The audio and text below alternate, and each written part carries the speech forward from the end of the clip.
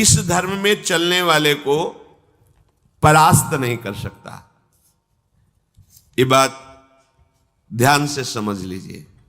जैसे कोई बहुत बड़ा तांत्रिक है और वो भूतों को वश में करने वाला है और तुम्हारे ऊपर भूत लगा दे, तंत्र के द्वारा मारण मूठ या कोई शाप या किसी तरह का अमंगल, ध्यान दीजिए, ये इस धर्म की बड़ी महिमा है। यदि आप भगवद आश्रित हैं, नाम जप कर रहे हैं, तो ना माया का कपट चलेगा, ना किसी का तंत्र तुम्हारे ऊपर चलेगा, ना किसी का कोई मारण मंत्र चलेगा, ना कोई भूतावेश तुम पर आविष्टित कर सकता है, ना किसी भी तरह की कोई विष आदि की। यदि आप सच्चे हृदय से भगवान की शरण में हो तो तुम्हारे ऊपर विष का भी प्रभाव खवाया जाएगा, विष वो हो जाएगा स्वास्थ्य वर्धक अमृत। गरल सुधा, गोस्वामी जी कह रहे, रिपु करहि मिताई, गोपद सिंधु अनल शीतलाई। जो भगवान का आश्रित जन होता है उसको विष भी अमृत हो जाता है।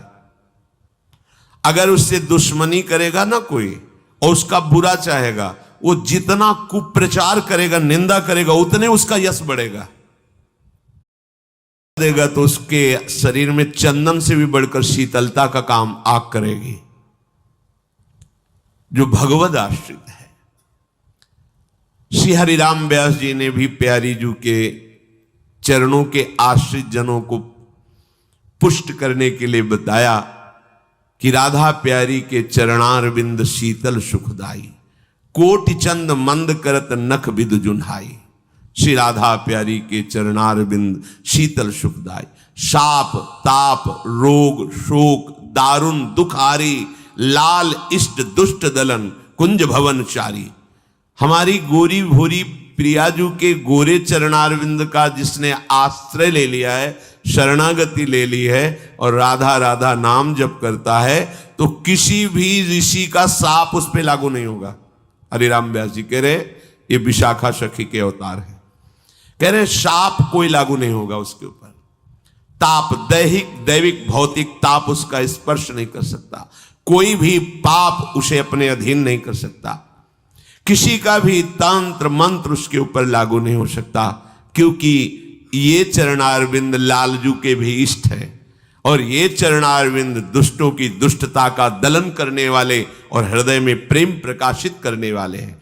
कोई भी भयानक से भयानक रोग तुम्हारे शरीर पर हो सकता है, पर वो तुम्हें अधीन नहीं कर पाएगा।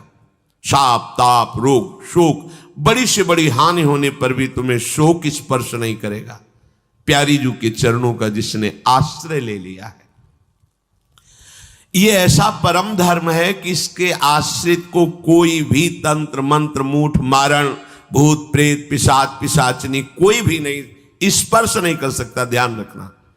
हाँ, अपना कल्याण कराने के लिए सामने आ सकता है, क्योंकि नाम जापक ही सबके कल्याण का सामर्थ्य भाव रख सकता। जो निरंतर नाम जप करता है उसमें सब सामर्थ्य आ जाती है। एक बार भाई जी से हनुमान प्रसाद पोद्दार जी समुद्र के किनारे बैठे नाम जप कर रहे थे, तो देखा एक सफेद पोशाक पहने हुए पाग बांधे हुए पारसी वेशभूषा में सामने खड़े हैं। भाई जी ने सदाचार के कारण कहा, बाबूजी क्यों खड़े हो, बैठ जाइए। तो उनका आप बोले तो मेरे में सामर्थ्य है आपसे बात करने की, डरना नहीं आप। भाई जी ने कहा मैं क्यों डरूंगा, आप कोई भयावह थोड़ी लग रहे हैं। बोले लग नहीं रहा, लेकिन भयावह हूं, मैं प्रेत हूं। भाई जी ने कोई बात नहीं, जो भगवत भजन में ये सब कई जगह ऐसा घटना में गंगा किनारे जैसे श्मशान है, ऐसा नहीं कि प्रेत योनि नहीं होती, होती है, पर वो प्रभाव नहीं दिखा सकती। ऐसे प्रत्यक्ष देखा है। भाई जी ने कहा कि तो आप हमारे पास क्यों आए हो? बोले अपना उद्धार कराने के लिए। मुझे गीता कंठस्थ है, बहुत से शास्त्र कंठस्थ हैं, पर कुछ ऐसी मेरे से गलतियां हो गई जिनके परिणाम रूप मुझे प्रेत योनि प्राप्त हुई है। फिर मुझे आंतरिक संकेत हुआ है कि आप हमारा कल्याण कर सकते हो। भाई जी ने कहा तो बड़े आश्चर्य की बात है कि आपको गीता कंठस्थ है और फिर आप प्रेत योनि में। गीता के एक श्लोक बोल दे तो प्रेत तो मुक्त हो जाता है। बोले मुझे से कुछ ऐसे भयानक अपराध हो गए, जैसे गुरुद्रोह है, वैष्णव अपराध, ये बड़े भयानक अपराध होते हैं। जब किसी का पतन होना होता है तो माया यही खेल खिलवाती है, क्योंकि और सब पाप है वो दरस परस अगनाश, गुरुजनों के संतों के दर्शनों से ही नष्ट हो जाते हैं। लेकिन संत द्रोह, नाम जापक, वैष्णव द्रोह, गुरु अवज्ञा, गुरुद्रोह, ये भयानक अपराध होते हैं, इनसे दुर्गति हो जाती है। तो अपना कल्याण करने के लिए कोई ऐसा भले नहीं तो किसी भी भक्त के सामने, भगवद आश्रित नाम जापक के सामने किसी का चेटक नहीं चलता है। और भगवद आश्रय को स्वीकार कर लिया, उसे कभी कहीं भी कोई डिगा नहीं, और उसके सामने छल कपट नहीं चल पाएगा।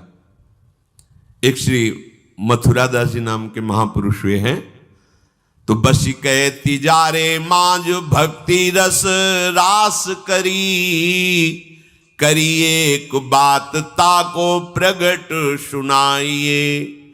आयो बेशधारी को करे सालिग्राम सेवा, डोलत सिंहासन पे आन भीर छाइए।